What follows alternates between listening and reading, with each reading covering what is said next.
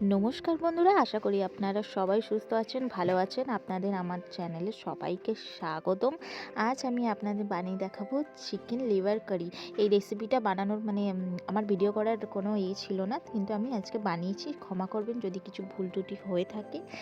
প্রথমে একটা কড়াইয়ে আমি সর্ষের তেল দিয়ে দিচ্ছি, তার মধ্যে দিয়ে দিচ্ছি তেজপাতা, শুকনো লঙ্কা ফোড়ন, তারপরে দিয়ে দেবো ছোট ছোট করে কুচিয়ে রাখা পেঁয়াজ, দিয়ে ভালো করে ব্রাউন করে ভেজে নেবো। এবারে আমি দিয়ে দিচ্ছি ওর মধ্যে কাঁচা লঙ্কা কুচি। আমি 4টের মতো কাঁচা লঙ্কাকে ছোট ছোট করে ছিঁড়ে কেটে নিয়ে দিয়ে দিচ্ছি একটু ঝালের জন্য। আর ওর মধ্যে দিয়ে দিচ্ছি রসুন বাটাটা, দিয়ে ভালো করে কষিয়ে নেবো। তারপর দিয়ে দেবো ওর মধ্যে হলুদ গুঁড়োটা আগে দিলে একটু রঙটা ভালো আসে, তার জন্য দিয়ে ভালো করে মিক্স করে এবার আমি ওর মধ্যে দিয়ে দিচ্ছি আদা বাটাটা।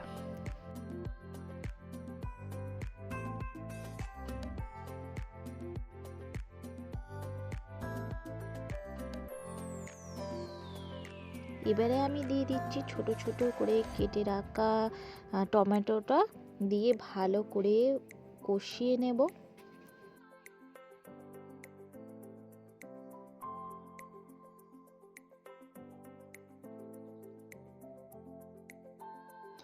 এবারে আমি দিয়ে দিচ্ছি স্বাদ মতো নুন।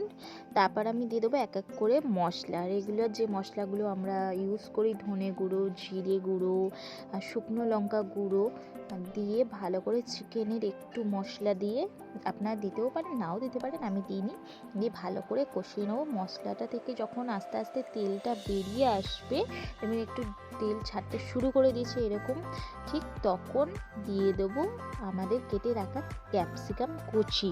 এটা আপনারা দিতে পারেন, এটা অপশনাল, আমার কাছে ছিল বলে আমি দিয়ে দিয়েছি। খেতে খুব ভালো হয় ক্যাপসিকাম কুচি দিলে।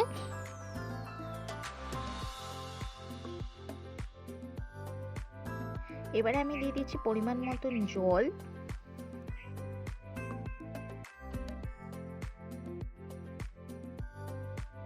এবারে দিয়ে দিচ্ছি চিকেন লিভারগুলো।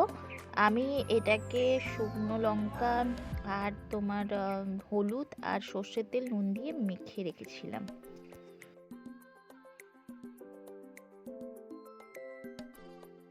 আমি 4-5টা ভেজে রাখা আলুও দিয়েছি।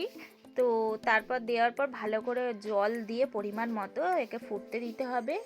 আর ফুটে আসলেই দিয়ে দেবো যেরকম গরম মশলা দিই, ওরকম গরম মশলা দিয়ে নামিয়ে নিয়ে চলুন গরম গরম ভাতের সাথে খেয়ে নিই চিকেন লিভার কারি। তো কিরম লাগলো রেসিপিটা জানাবেন। ভালো লাগলে লাইক, কমেন্ট অ্যান্ড সাবস্ক্রাইব করে দেবেন। আজ আসছি, আবার দেখা হবে কোনো একদিন।